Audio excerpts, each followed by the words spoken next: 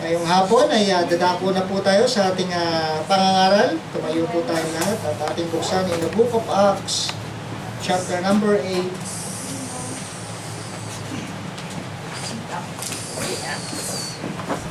Aklat ng mga Gawa, chapter number 8, in verse number 26 hanggang tayo po yung makarating sa verse number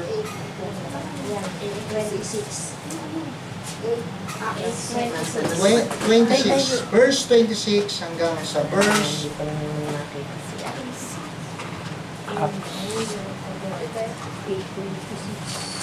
Tapos ng John.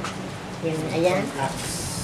hanggang verse number 31. Amen. 26 down to 31. Okay, kung nyo nakita say amen? Amen. Lahat po ng mga lalaki, verse 26 at 27, lahat po ng mga babae. Okay, ganito po ang sinasabi. All men, begin. And the angel of the Lord spake unto Philip, saying, Arise, and go toward the south unto the way that goeth down from Jerusalem unto Gaza, which is desert. And Aaron arose and went, and behold, a man of Ethiopia, an eunuch of great authority under Candace, queen of the Ethiopians, who had the charge of all their treasure, and had come to Jerusalem for to worship, Was returning and sitting in his chariot, read Isaiah the prophet. Then the Spirit said unto Philip, Go near, And join thyself to this chariot. And Philip ran thither to him, and heard him read the prophet Isaiah, and said, Understandest thou what thou readest? And he said, How can I, except some man should guide me? And he desired Philip that he would come up and sit with him. So tayong lahat ay umuko. Ama namin, makapangyarihan sa lahat, muli po kami lumalapit sa inyo pong banal na presensya at aming hinihiling ang inyo pong gabay sa aming pag-aaral ng inyo pong mga salita ng buhay na hahamon at magpapalakas ng aming pananampalataya, Panginoon. Linisin mo po kami sa lahat ng aming mga nagagawang pagkakamali at sa aming mga nagagawang mga kasalanan, Panginoon. Hugasan niyo po kami ng inyong mahal na dugo na sa gayon ay walang maging hadlang upang kami maaralan ang inyo pong mga salita ng buhay na gagawa at kikilos sa aming mga puso. At minsan pa, pangunahan niyo po kami ng banal na Espiritu Santo at magbigay katagumpayan ngayong hapon sapagkat ito'y aming dalangin sa matamis na pangalan ng aming Panginoong Yesus. Amen. Amen. Makaupo na po tayong lahat.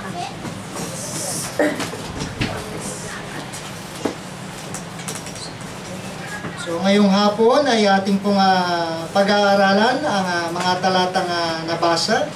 At isa na nga po dito, ang mga panauhan ay si Philip at isang treasurer ng isang Ethiopian eunuch, no, na namamahala ng mga kayamanan ng isang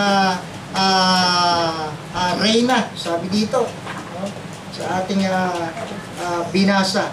So siya ay makapangyarihan at may mataas na posisyon at hindi pangkaraniwan ang kanyang trabaho, kundi ang mga kanyang pinamumunuan ay isang reyna ng Candace of Ethiopian na sabi nga dito ay siya yung nabigyan ng posisyon sa lahat ng kanyang mga tinatangkilik na kayamanan. Amen?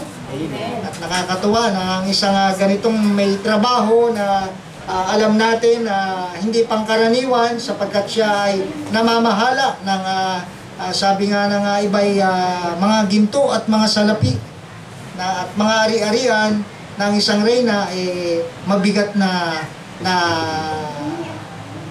posisyon ating makikita. At alam natin, pagka ganito ang trabaho ng isang tao, ay hindi siya basta-basta.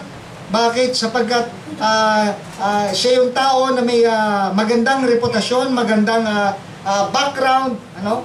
At I believe na hindi kukuha ng isang tagapamahala ng kayamanan ang taong ito kung ito ay may background na sa NBI na corrupt. No? So, at ganun pa man ay salamat sapagkat ang taong ito, kahit na siya ay nasa kalagayan na mataas na posisyon, ay may pagkakataon para maibahagi ang salita ng Diyos sa taong ito. Amen? Amen. So, at ngayong hapon ay ating pamamagatan ang ating mensahe, The Joy of Soul Winning. The Joy of Soul Winning. Ang kagalakan ng pag-aakay ng kaluluwa. So, sa ating panahon na minsan ang pag-aakay ng isang kaluluwa ng taong naliligaw o hindi ligtas, minsan ay parang napakabigat ng ating mga paa. At kadalasan hindi na natin madama yung kagalakan na merong ng mga naliligtas. Bakit? Kasi nga ay hindi tayo lumalabas, hindi tayo nagtuturo sa mga tao. May pinag-aralan man ito o wala, may posisyon man o wala, mayaman o mahirap, sapagkat ang mabuting balita ay wala siyang pinipili na estado ng tao. So ito ay libre, anumang antas ng pamumuhay na meron ka. At makikita po natin dito, verse number 26, And the angel of the Lord spake unto Philip, saying, Arise and go toward the south into the way that goeth down from Jerusalem unto Gaza, which is desert.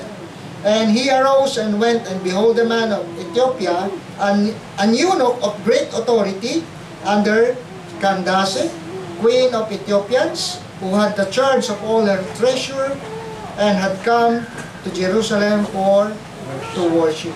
So, ang taong ito ay may kinikilala rin siyang Diyos.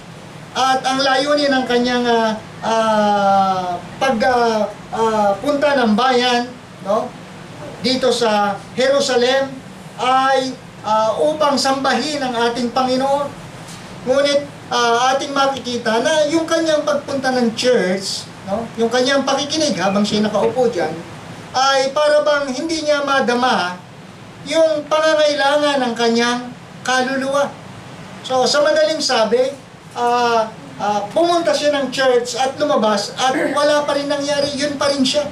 At maraming tao ang pumupunta ng church, linggo-linggo, dumadalo ng pagsamba, ngunit walang nabago sa kanilang buhay. Bakit?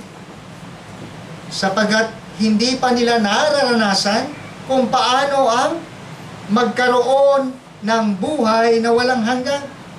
And I believe, pagka nalaman ng tao na meron siyang buhay na walang hanggan, siya na yung pinakamasayang tao sa balat ng lupa. Amen? Amen. Yung maligtas ang yung kaluluwa patungo dapat ng impyerno at ngayon ay pinatawad ka, hinugasan ng dugo, binayaran ng dugo ng ating Panginoon at ngayon ay may katiyakan ka ng langit o pagtungo ng langit.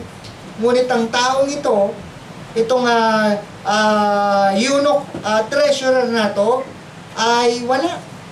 Parang may nag-preach doon na isang pastor, kaya lang paglabas niya ng church, ganoon pa rin, parang may hinahanap siya. Kaya nung si Philip ay nandun sa kanyang bahay, ay ang banal na Espiritu Santo, no, ay kumilos.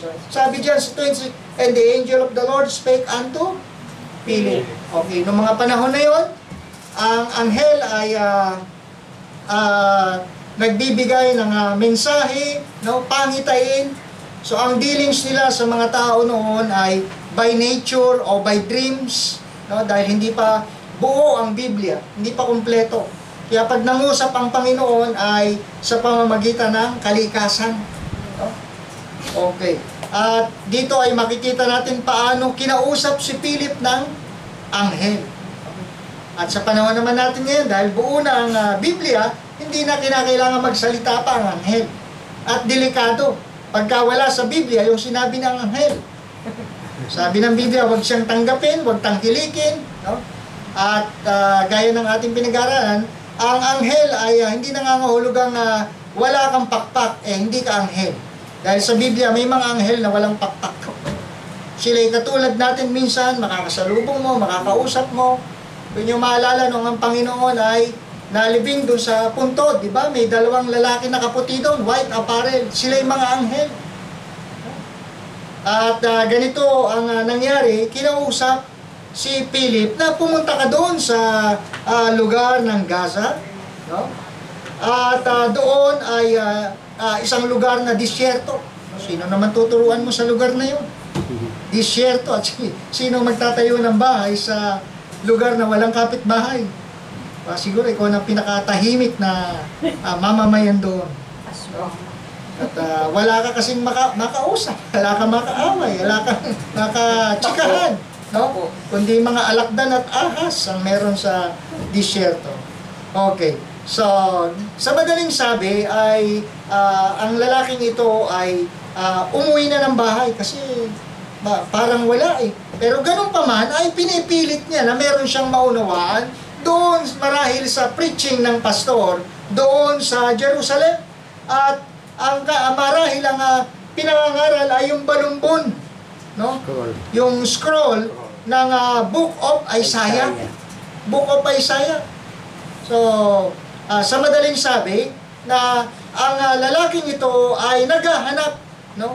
Dahil sa kanyang uhaw na puso at kaluluwa na hanapin ang ating Panginoon at salamat. Verse number 27. And he arose and went, and behold, a man of Ethiopia, an eunuch. So doon sa disyerto, alam niyo minsan ang dealings ng Panginoon, doon ka, sabi ko, doon ka dadalhin sa lugar na hindi ka komportable. Ano kaya hindi naman dinitalye ng anghel kung anong gagawin niya doon. Basta pumunta ka doon.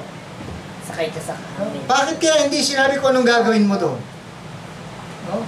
So marahil, kaya't hindi sinabi, dahil ito isang mananampalataya, ang tinitingnan po dito ay yung obedience, yung pagsunod ng isang Kristiyano sa salita ng Diyos. Right. Minsan kahit hindi detalye, pero kinakailangan mong gawin, gagawin mo. No? Para bang yung wala na, putol na ang PC ng budget. Wala ka nang pwedeng gawin kundi magtiwala sa Diyos. Right. Lord, bahala ka na. Yung mga ganong bagay na minsan mahirap pang hawakan, no? At nalalagay tayo sa katayuan na see is to believe. Ibig sabihin, ang hihina na ang ating faith. At hindi ganon ang kalagayan ni Philip sa tagpong ito. Nung siya ay kinausap, pumunta ka doon sa disyerto at hindi na dinitalye kung sinong tao doon, sino ang kanyang pupuntahan, at kanyang nakita, dumadaan yung chariot, yung karwahe ng eunuch. At hindi ko alam kung matalas ang tenga ni Philip dahil habang kanyang binabasa, naririnig niya. Kaya alam, pag binabasa niyo ang Biblia, talagang umaalingaw-ngaw yan. No? Pag binabasa natin ang salita ng Diyos. At narinig ni Philip yung binabasa ng Ethiopian in the book of Isaiah. Ang sabi dito, Philip having success, no, in Samaria. Makikita natin dyan sa gawing baba. Verse 5, then Philip went down to the city of Samaria and preached Christ unto them. So makikita natin dito na talagang itong si Philip ay pinangangaral na yung mabuting balita ng ating Panginoon. At sabi dyan, verse 6, and the people with one accord gave heed to those things which Philip spake, hearing and seeing the miracles which he did. For unclean spirit, crying with a loud voice, came out of many that were possessed. So makikita natin dito talagang nakapagpapagaling siya. Bakit? Meron siyang authority ng banal na Espiritu Santo, no? Lakas ng loob para makilala ang gospel ng ating Panginoon. Amen? Amen. Actually, hindi naman talaga yung mga paggaling ng mga karamdaman sa katawan ng tao eh. Yung pangangaral ng mabuting balita para sa kaluluwa ng mga hindi paligtas. Amen? So nakita natin yung success, and then all of the sudden, kinausap naman siya ng anghel at pinapupunta sa disyerto, at makikita natin dito na yung Ethiopian na nagbabible reading ng Book of Isaiah. So, ano nangyari? So, God reaches one at a time. So, kahit na yun ay disyerto, walang tao, pero yung isang kaluluwa, hindi pinalagpas ni Philip. Dapat ganun din po tayo. Pagka may mga kaluluwa, bata man yan, no? Maganda, maturuan natin yan, ma-invite natin yan. So, wag natin sabihin, bata lang, iisa lang eh. So, yung isang kaluluwa, mahalaga na sa ating Panginoon, amen? Amen. So, the worth of one soul. So, at hindi lang ito basta isang kaluluwa, kundi a hungry heart, a hungry soul. So, at alam nyo, ang kauhangan na yan, hindi yan mapapatid ng mundo. Sabi ko nga pagsasawaan ka lang ang katawan ng tao. No? Yung mga bagay ko ano meron dito sa mundo, ano yun? Yung mga bisyo, no? Mga masasamang gawain. So, tatanda ka lang at maaga kang mamamatay. So, yan ang gagawin ng mundo. Pasasayahin ka pansamantala, pero hindi mo alam, pinaiiksi ang buhay mo para ikaw'y pumunta na doon sa impyerno. Kaya ang Panginoon hindi nagsayang ng oras. So, Philip, it's time to go. It's time for soul winning. At pumunta nga doon si Philip, and then he shared the word of God. So, ang sabi dito, sa verse number 28, are you still with me? Amen. Was returning and sitting in his chariot, read Isaiah the prophet. Then the Spirit said unto Philip, go near and join thyself into this chariot. So actually, hindi talaga siya pinapasok agad sa chariot. Alam niyo ba, nagsosoul winning siya, tumatakbo. Naintindihan mo ba binabasa mo? No? So, hindi ko alam kung gaano kabilis o binagalan ng takbo. Pero sa madaling sabi doon ay lumapit ka sa chariot. No? So, hindi siya nagdalawang isip, lumapit siya. Naintindihan mo ba yung binabasa? Anong sabi nung Ethiopian?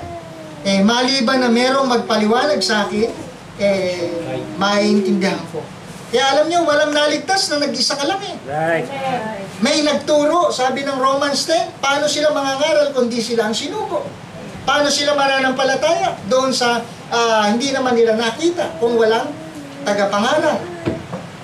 Kaya salamat, dapat ang mga mananampalatayang Kristiyano marunong mag-share, marunong mag-soul winning, marunong mag-akay ng kaluluwa. Hindi nyo kinakailangan maging pastor. Amen. Pastora, hindi naman. Hindi tayo naniniwala sa pastora. No? So, sa bahay. Yun. So, may pastora. Okay, so, ibalik natin. So, sabi ni Philip na si Jesus ang namatay para sa ating mga kasalanan at kailangan mo siyang tanggapin. At yan ang tanging paraan para ang isang tao ay maligtas. At nakita natin na sinampalatayanan ito ng eunuch. Why? Because he searched for yung kapunuan ng kanyang pangangailangan, yung emptiness. Kaya ang tao hindi siya sasaya, hindi siya mapupunuan kung anong kulang sa kanya, malibang makilala niya ang Panginoong Hesus sa kanyang buhay bilang tagapagligtas. And number 2, not only find a hungry soul, Find the hungry soul. so nakita ng Panginoon kung ano yung paghahanap ng lalaking ito, ng Ethiopian eunuch na ito. No? So, at handang punan ng ating Panginoon kung anong may kulang sa puso niya. In verse number 28, was returning and sitting in his chariot, read Isaiah the prophet, then the Spirit said unto Philip, go near and join themselves in this chariot. No? So, ano nangyari? So, doon na nga ipiniresent, no? Doon na ipinakilala ni Philip na si Jesus ang tanging tagapagligtas.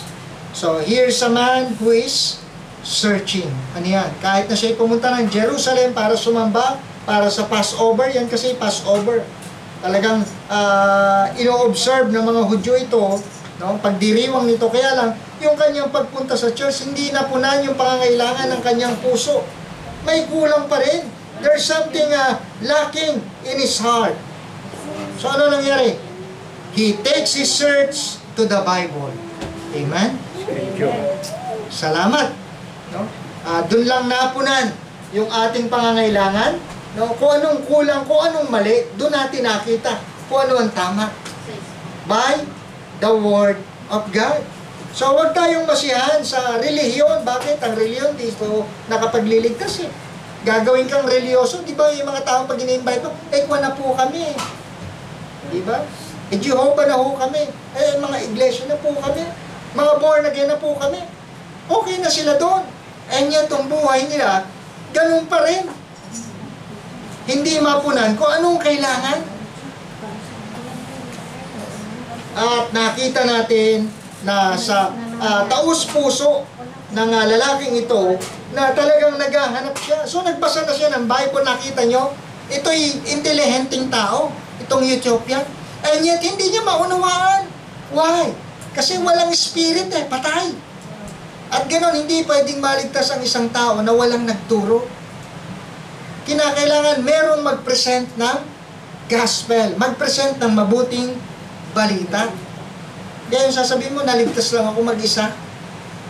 Bihira yun, wala akong masyadong narinig na gano'n. Kasi dito, sa Biblia, merong nangaral, merong nagturo. Kaya nakaranas ng salvation. Amen?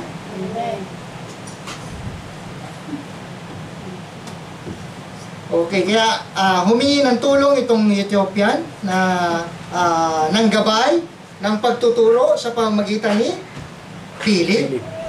Okay. Don't be satisfied doon sa ating kinamulatang reliyon. Minsan nga, ang kanilang salita, dito na ako na mulat, dito na ako mamamatay. Yung mga ganun, nakakalungkot, di ba? Hindi na naghanap. Nag-focus na lang sa religion. So, pero itinuro ng Biblia, no? O ng tagapangaral, come to faith in Christ. Amen? So, dig deeper and find, sabi dito, sabi ng Panginoon, di ba, kung ako'y hahanapin nyo ng buong puso, no? Ako'y masusumpungan ninyo. Amen? Actually, hindi naman talaga natin hinanap. Meron lang talaga nagtyagang naggabay sa atin magturo At wala akong tiyaga, okay na ako doon sa relihiyon na aking ginamulatan. No? Kaya lang, ganun pa man, nung ako'y tinanong, kung ako'y mamamatay, saan pupunta ang aking kaluluwa? Hindi ko masagot. Anong klaseng tanong yun? Nakakatakot. Na ako mismo, na may reliyon, hindi ko tiyak saan pupunta ang aking kaluluwa. That's why nung na-present tong gospel, may nagturo, doon ko na unawaan, kailangan ko pala na isang tagapagligtas. At yan ay sa katauhan ng Panginoong Jesucristo. Amen? At naunawaan ngayon ng eunuch na ito, na si Kristo ang kasagutan ng kanyang hinahanap sa kanyang buhay. Okay, number 3.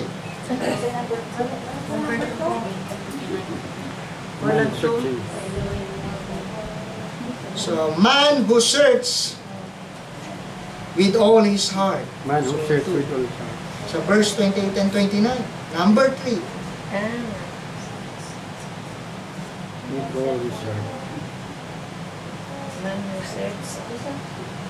28 and... So, ano ngayon na nakita ni Philip? Number 3. So, God's servant gets to the heart of the matter. So, yun agad ang kanyang pinaksa. Yun ang kanyang tinumbok. Yun ang kanyang naging topic. No? Yung puso ng taong ito ay kinakailangan magkaroon ng relasyon sa ating Panginoon. Verse 30. And Philip ran thither to him and heard him read the prophet Isaiah and said, Understandest thou what thou readest? And he said, How can I, except some man should guide me? And he desired Philip that he would come up and sit with him. Ayun, pinapasok na sa karwahe. Ayan, tinuro na sa kanya. So the place of the scripture which he read was this. He was led as sheep to the slaughter, and like a lamb dumb before his shearer, So open he not his mouth. So ang Panginoon ang paksa ng kanilang topic. Hello. In his humiliation, his judgment was taken away, and who shall declare his generations? For his life is taken from the earth. And 34, and the eunuch answered Philip and said, I pray thee, of whom speakest the prophet this? Of himself or some other man? And Philip opened his mouth and began at the same scripture and preached unto him. Sino raw? Si Jesus. Amen. So nakita niyo, walang itinuro sa ating reliyon, wala sa ating tinurong baptist, maliban sa Panginoong Jesus. Amen? Amen. Salamat. Just because He is the one, He is the Savior, no, of mankind. So ano nangyari? Sabi dito, na hindi niya naintindihan kung kanino sinasabi ito, o meron bang taong sinasabihan. A question that met the man where he was. Yan, laway mo na. At dito'y aalok ng tulong si Philip para siya ay makaunawa doon sa kanilang binabasa. So he did not limit his work to church business. So talagang inisa-isa niya dito sa eunuch, kasi intelihente ito, matalino eh. Minsan kinakailangan i-detalye mo isa-isa. Nakita niyo yung pagtatanong ng eunuch, yung matanong ay isang, sabi natin, isang sign ng pagiging matalino, maukilkil, maraming itinatanong. No? So, at ganun pa man, naniniwala tayo doon sa pagbuka ng bibig ni Philip, na tulungan niya ang taong ito na mailapit kay Kristo. So, ano nangyari? Yung puso ng taong ito ay nagkaroon ng kapayapaan. Sabi kanina, nangakapatiran o nag-share ng blessing. Yung peace na maranasan mo ay hindi peace na pangsamantala, no? Hindi yung peace na wala ka ng mga bagay na kailangan mo, kundi naroon ang kamay ng Panginoon. Amen? Amen. At ang sabi dito, nung siya ay maturuan ni Philip, verse number 37, and Philip said, If thou believest with all thine heart, thou mayest. And he answered and said, I believe that Jesus Christ is the Son of God. So, nanampalataya yung eunuch. Opo, nananampalataya ako na si Kristo ay ang bugtong na anak ng Diyos. Kaya ano nangyari? Nung siya ay nanampalataya at naunawaan doon sa isinyer ni Philip, and then verse 38, and he commanded the chariot to stand still, and they went down both into the water, both Philip and the eunuch, and he baptized him. So ano nangyari? Nung siya ay makaunawa, nung siya ay maliwanagan at maligtas, naririto ang tubig. Sabi ng eunuch, anong hadlang para ako'y mabautismuhan? Amen? Kaya ang isang ligtas, nagpapabautismo eh. Amen? Amen. At salamat. No? Na ang mga taong ito dating katulad natin na may kulang, kahit dumadalo ng relihiyon. Pero nung naunawa natin ang salita ng Diyos, walang hadlang para gawin ang kalooban ng Diyos. At sa madaling sabi, ang eunuch na ito ay naligtas at naranasan paano maging anak ng Diyos. Amen? Amen. So, hindi lang siya merong magandang posisyon dito sa lupa bilang treasurer, kundi naging anak pa siya ng Diyos. Amen. Amen? So, the joy of soul winning. Alam nyo, minsan, mahirap mag-akay ng kaluluwa. Pero kung gagawin lang natin, susundin natin yung udyok ng Holy Spirit, hindi mahirap eh. Bakit? Kasi hindi naman ikaw magliligtas, ang Panginoon mismo. Amen? So, ang part natin, magsabi, magsalita, ituro, no? So, hindi mahirap. Hindi mo kinakailangan mag-Bible college para makapag-share ng gospel, ng soul winning. Hindi po. Ang simpleng tao na nakaunawa paano maligtas, ganun din niya isi-share ng kasimplihan. Amen? Amen. So, tayo pong lahat, tayo tumayo, tayo pong mananalangin na. Let us pray. Dakilang Diyos, muli po kami nagpapasalamat ngayong hapon. Salamat po sa buhay ni Pastor Philip na nakita namin paano mo ginamit ang kanyang buhay, maging sa mga panahon na minsan para bang mahirap maunawaan, mahirap gawin ang sinasabi ng utos ng inyong mga salita, ngunit kung kami tatalima, meron ka pong layunin, Panginoon. Minsan ay hindi man namin naintindihan, paano, Panginoon, ito, anong dapat namin gawin. But when we obey, doon tayo bibigyan ng kaunawaan ng Banal na Espiritu Santo to guide us to follow His will. So, ang kailangan lang po natin ay magpasakop. Kailangan lang po natin ay sumunod. Kailangan lang po natin ay manampalataya. At ngayong hapon, sa buhay ng taong ito, ni Philip, sa kanyang katauhan, for this man of God, na merong desire na maabot ng mga kaluluwa, kahit sa lugar na parang wala kaming mapapala, Panginoon, but still, He believes in you. Nais din namin, Panginoon, ngayong hapon na magkaroon ng puso katulad ni Philip. Minsan kahit hindi namin naintindihan, minsan parang mahirap, nakatatamad, nakapapagod, nakakasawa. But the point is, handa ba tayong sumunod? Handa ba tayong humayo? Handa ba tayong humakbang? Handa ba tayong magturo? Kung nais natin madagdagan pa ang bilang natin dito, hindi imposible. Kung handa ka lang manampalataya at humakbang, may maliligtas. Kung ganyan ang iyong panalangin sa miksing panyaya, you may raise your hand. Lord, use me. Amen. Praise the Lord. Salamat sa mga kamay na taas. Purihin po ang Panginoon. Nakikita ka ng Diyos. God bless you.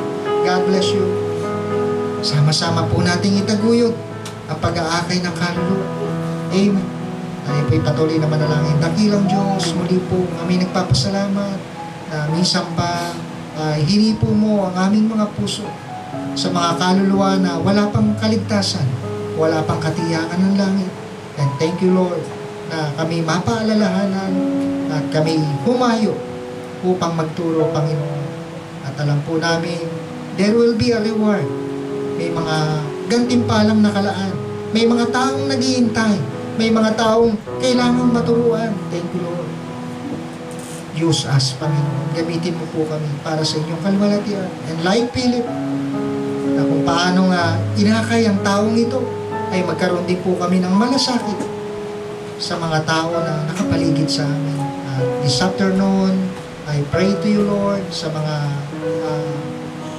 anak mo na nagtaas ng kamay ngayong hapon, na sila'y magkaroon ng commitment na kanilang muling ilagak ang init sa kanilang mga puso, sa aming mga puso, ang pag-aakay ng mga kaluluwa, Panginoon. And we claim it na natanggap na po namin yan, Panginoon, ang kapangyarihan ng Banal na Espiritu Santo na siyang gagawa sa aming mga buhay, saan man kami lugar na maparoon, ay dali namin, bitbitin namin ang mabuting balita. At lahat ng ito ay aming dalangin sa matamis na pangalan ng aming Panginoong Jesus. Amen. Amen. Makapaupo na po tayong lahat.